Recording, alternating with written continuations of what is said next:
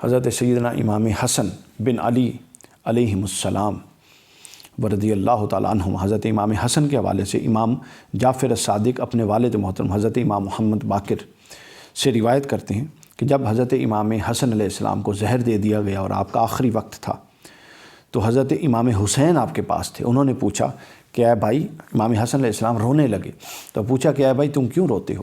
تم تو حضرت سیدہ فاطمۃ الزہرا، حضرت مولا کائنات اور پھر سب سے بڑھ کے حضور سید عالم صلی اللہ علیہ وسلم کی بارگاہ میں حاضر ہو رہے ہو۔ اور پھر حضرت امام حسین نے فرمایا کہ تمہارے لیے تو تم تو وہ شخص ہو کہ جس کے لیے نبی کی زبان سے یہ جاری ہوا کہ تم جنتی جوانوں کے سردار ہو، اور تم تو وہ شخص ہو کہ تم نے 3 مرتبہ اپنے مال کو، پورے مال کو اللہ کی راہ میں خرچ کیا، اور تم تو وہ شخص ہو جس نے 15 کے قریب بیت اللہ کے حج کیے اور وہ پیدل حج کیے، کہیں تعداد اس سے زیادہ بھی آئی۔ تو گویا امام حسین نے یہ چیزیں بیان فرمائیں۔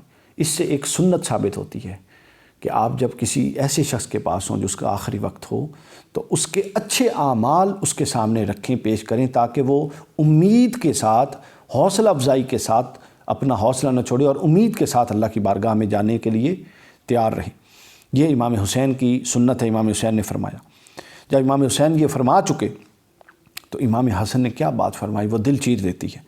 امام حسن نے فرمایا خدا کی قسم حسن کا رونا اور زیادہ ہو گیا، اور انہوں نے امام حسین سے فرمایا کہ اے بھائی، میں ایک ایسے امر کی طرف جا رہا ہوں جس کو اس سے پہلے کبھی نہیں سر کیا، یعنی اس کی طرف نہیں گیا۔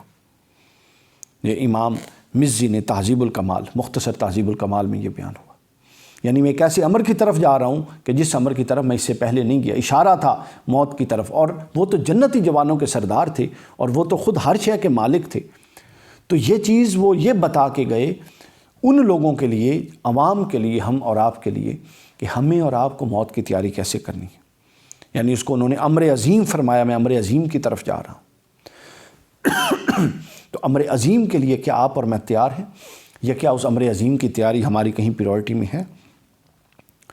ہم تو غفلت کا شکار ہیں، اور ہمارا جو مذہبی پیراڈائم ہے وہ تو ہمارے بیڑے پار کروا رہا ہے۔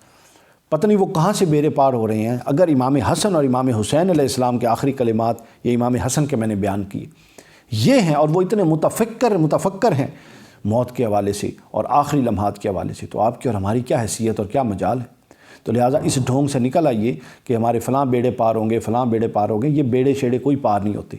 اللہ اور اللہ کے رسول کا ایک بنایا ہوا قانون ہے، اس کے مطابق آپ نے اس کی بارگاہ میں پیش ہونا ہے۔ فضل کا ضابطہ الگ ہے، وہ اللہ جس کے چاہے اس کے ساتھ کر سکتا ہے، لیکن ہم نے خود سے اپنے اوپر وہ فضل کا ضابطہ اپلائی نہیں کرنا، بلکہ ہم نے عبد محکوم کی حیثیت میں اللہ رب العزت کی اطاعت اور بندگی کرنی ہے۔